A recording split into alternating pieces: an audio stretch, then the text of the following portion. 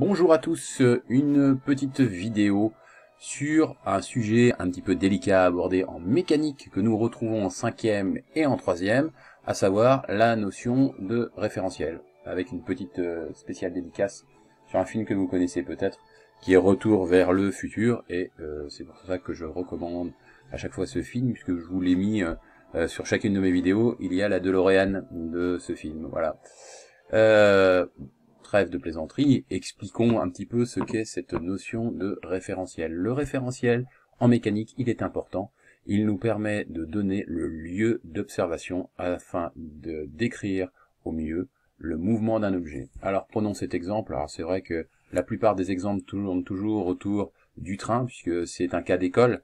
Alors là, vous avez un personnage qui est dans le wagon. Celui-ci est en mouvement, bien évidemment. Vous voyez le paysage qui défile à l'arrière-plan. On va s'intéresser à un objet d'étude qui est la balle, qui est représentée en rouge ici. On va voir quel est finalement le mouvement, et avant tout la trajectoire de cette balle dans le wagon. Alors regardez bien, je vais rembobiner un petit peu la cassette. J'utilise toujours le site PCCL pour vous expliquer ça, je vous l'ai fait voir en cours. Je rembobine, effectivement, et là on va voir la balle qui tombe, et elle passe par une série de positions, hein, toutes les positions successives occupées par la balle définissent ce qu'on appelle la trajectoire.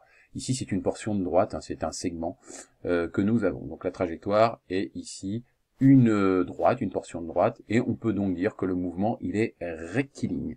Voilà. Ça, c'est si vous êtes vous-même dans le train, et si le référentiel, le lieu d'observation, est le train. Maintenant, on va se mettre à l'extérieur. On imagine qu'on observe la même chose, mais d'un point de vue extérieur. Donc on va se situer dans le champ, on voit le wagon passer, et on voit le personnage, et toujours la même situation avec la balle. Alors, est-ce que la trajectoire va être la même? Je vous laisse un petit peu réfléchir. La trajectoire peut-elle être la même? Eh bien non. Regardez. On voit le train passer, il est en mouvement, et la trajectoire, donc définie par cette même balle, pour la même situation, n'est plus la même. Cette fois-ci, on a ce qu'on appelle une cycloïde. Voilà, c'est un peu ce qu'on appelle une cycloïde, effectivement, et vous voyez que les rebonds sont de moins en moins importants. Alors, à quoi est due cette trajectoire? Au fait qu'il y a une composition de mouvement. Il y a le mouvement de la balle, mais aussi, n'oubliez pas, le train qui se déplace. Et vous le voyez, vous êtes à l'extérieur du wagon.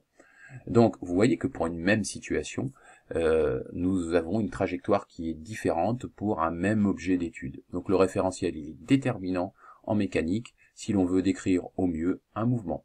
Voilà, j'espère que vous avez bien compris, et je vous dis à bientôt.